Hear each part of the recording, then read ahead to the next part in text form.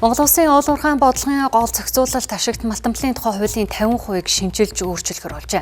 За шинжлэх хуулийн төслийг засгийн газар боловсруулж эх 3 дугаар сарын 15-нд нийлдэгийг улсын хурлын хаврын чуулганд өргөн барихаар бэлдэж байна. За одоогийн эрх зүйн зохицуулалтаар ухаж гаргаад экспортлох нь илүү давмгайлж, баяжуулж, боловсруулж, нэмэн өртөг шингээх тусам ашиггүй байдаг тогтолцоо үйлчилж ирсэн юм а.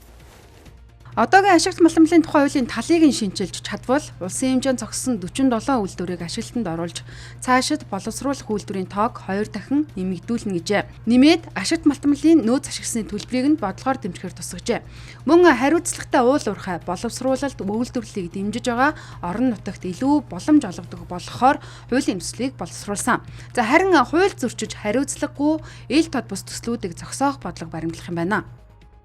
Заавал нөхөн сэргээлт хийж хаалт хийсний дараагийнхаа төслүүдийг хэрэгжүүлэх. За зэрэгцсэн төсөл хэрэгжиж байгаа тохиолдолд өмнөх төслийнхээ нөхөн сэргээлтийн төлөвлөгөөг амжилттай хэрэгжүүлж байгаа гэдэг энэ үр дүнгийг авах. Мөн төсөл хэрэгжүүлэх байгаль орчны төлөвлөгөө нөхөн сэргээлтийнхээ нийт төсвийг дансанд байршуулад үүнийхээ үндсэндээ 70%, 100% нөхөн сэргээлтийг хийгээд үлдсэн 30% чөлөөлж авах гэдэг ийм давхарсан зохицуулалтыг хийж байна. Хуулийн төсөлд тусгагдсан гол өөрчлөлт бол хайгуулын лицензийг өргөдөл болон сонгон шалгуулалтын зарчмаар олгох. Ингээд лиценз авах процессыг нь хялбарчилж, харин авсныхаа дараа хайгуулах хийхгүй хадгалах нь санхүүгийн хувьд хүндрэлтэй өртөгтэй байхаар зохицуулжээ. Өндөр технологийн түүхийд болох чухал ашигт малтамлын жагсаалтыг баталж, тэдгээрийн хайгуул олборлолт, баяжуулалт, боловсруулалтыг бодлогоор дэмжих эрх зүйн суурь бүртнэ гэж засгийн газар тооцсон байна.